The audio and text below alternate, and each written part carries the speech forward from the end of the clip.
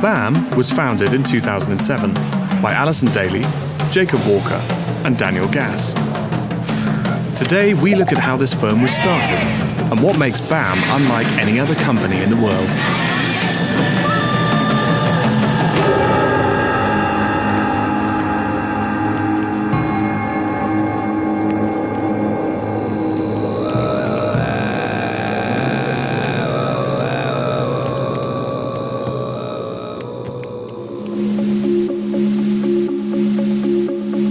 When we started, we wanted to build art, big art. We came to Beijing in 2009, and we had no real clients, no connections, and really almost no money.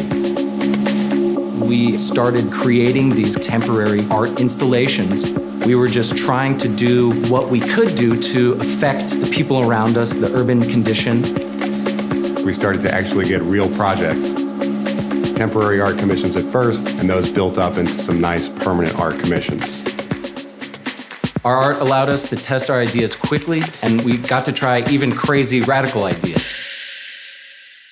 We became obsessed about the details in the construction of our projects.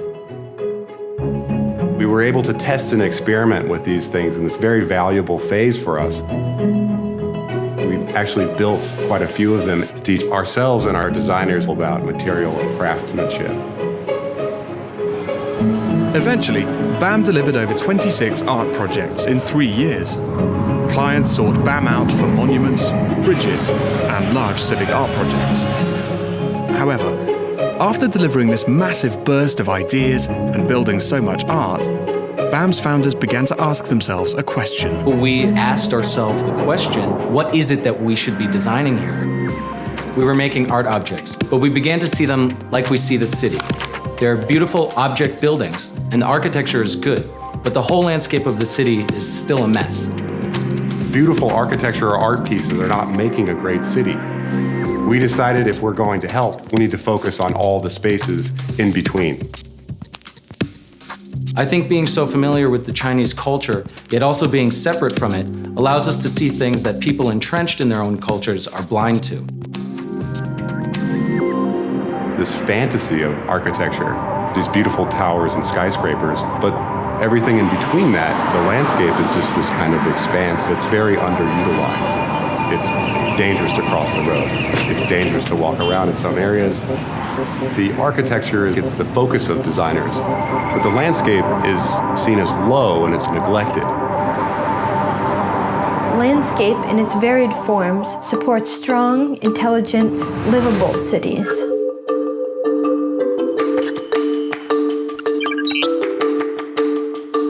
The Chinese cities are very good at mega-scale planning, but at a small scale, it starts to feel like the designers don't care. Landscape helps create city prosperity. It helps make places where people want to be and where people want to make their futures. We decided to focus on the landscape, all the public spaces, all the planned roads, all the parks. This is where we wanted to bring our design focus.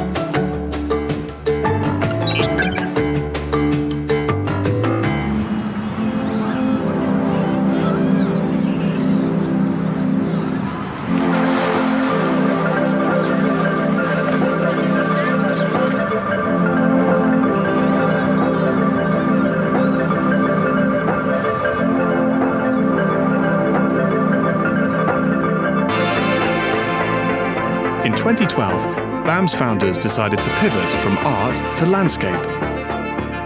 With 12 built projects and 20 more on the drawing boards, BAM is now on path to become China's best landscape design studio. Our office is really unlike any other landscape design studio because we see this open space as we do our art pieces.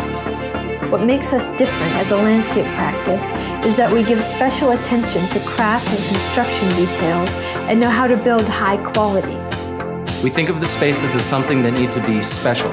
It needs to function for all of the ways that people use the spaces. It needs to respond to the culture that we, being foreigners, observe in people's outdoor activities. How do we create public spaces which are iconic and memorable? How do we create spaces that pull people together today? How do we encourage people to go outside and connect with nature And as Westerners with the design studio, how do we connect to the strong, vibrant local culture of people's use of parks? We believe that we can build our cities in a way that brings nature deep into the fabric of the city. We're looking for clients that are interested in exploring the idea that the infrastructure of the city needs to be designed by people that are thinking about the urban landscape. And they understand that a good open space goes far beyond short-term real estate sales. We're also looking for governments and institutions that understand that infrastructure isn't just about designing for machines and solving that basic requirement. It's first and foremost for the people. Our city will not be remembered for a building or for a road. It's all the spaces in between that are going to create its identity. This is how we will define our culture.